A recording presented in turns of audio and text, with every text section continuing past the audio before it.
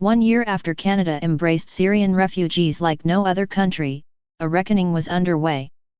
Ordinary Canadians had essentially adopted thousands of Syrian families, donating a year of their time and money to guide them into new lives just as many other countries shunned them. Some citizens already considered the project a humanitarian triumph, others believed the Syrians would end up isolated and adrift, stuck on welfare or worse. As 2016 turned to 2017 and the year-long commitments began to expire, the question of how the newcomers would fare acquired a national nickname, Month 13, when the Syrians would try to stand on their own. On a frozen January afternoon, Liz Stark, a no-nonsense retired teacher, bustled into a modest apartment on the east side of this city, unusually anxious. She and her friends had poured themselves into resettling Muhammad and Wissam al-Hajj, a former farmer and his wife, and their 4 children, becoming so close that they referred to one another as substitute grandparents, parents, and children. But the improvised family had a deadline.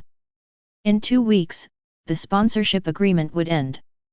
The Canadians would stop paying for rent and other basics. They would no longer manage the newcomers' bank account and budget.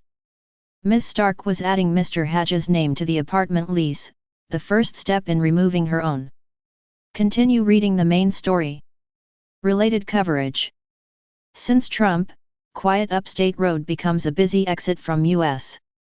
March 7, 2017.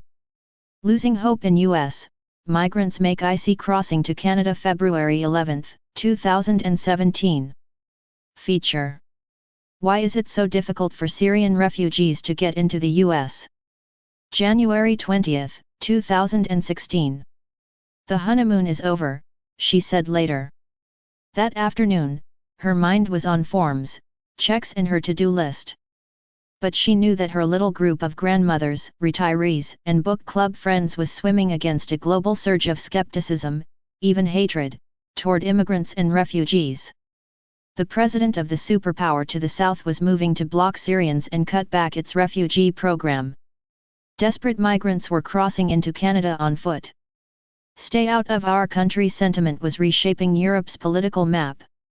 In a few days, an anti-Muslim gunman would slaughter worshippers at a Quebec City mosque.